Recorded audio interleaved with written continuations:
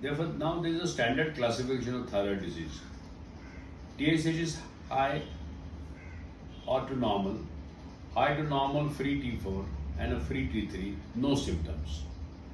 Overt hypothyroidism, increased TSH, decreased free T4 and T3. Primary hyperthyroidism, increased thyroid hormones T3, T4 and a decrease in TSH. When the gland produces more hormone, the pituitary reduces its TSH. That is seen in an overt hyperthyroidism or a primary hyperthyroidism. And there is a condition known as thyroiditis. There is initially decreased TSH, initially increased thyroid hormone, followed by increased TSH and decreased thyroid hormone. Gradually thyroid production stops coming down, is known as thyroiditis. Now there are many difficulties in interpretation. Signs of weight loss, fatigue and increased appetite is seen in both Graves' disease as well as uncontrolled diabetes. Signs of edema, pallor, weight gain and fatigue can lead to diabetic nephropathy being mistaken for hypothyroidism. So you see the overlap of this is very important. Now signs of diabetes that mimic hyperthyroidism. You must know the classical signs of diabetes and symptoms. Frequent urination, increased hunger, increased thirst, irritability and tiredness.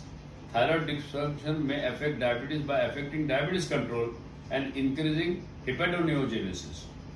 Thyrotoxicosis may unmask the latent diabetes.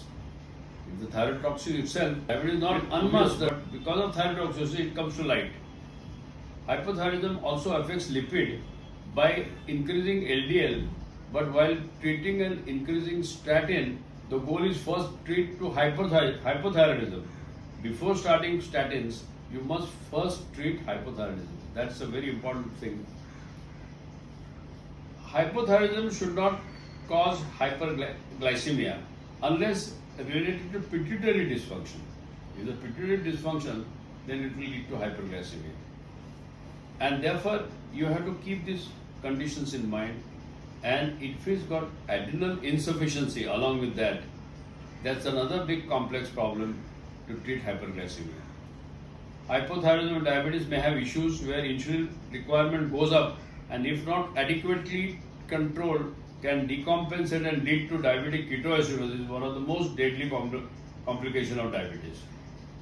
Patients already on treatment or oral hypoglycemic agents may need to increase the dose till thyroid function is stabilized and glucose stabilization occurs. So interplay of this is very important for our diabetes and thyroid disease are autoimmune disorders and coexist in such conditions. If the thyroid is left untreated, many affect diabetes control and need to be treated. Generally, it is seen in type 1 diabetes. Hashimoto's thyroiditis and Graves' disease are autoimmune disease of endocrine gland. 30% of type 1 diabetic females also have thyroid dysfunction and 20% of type 1 diabetic children have thyroid antibodies.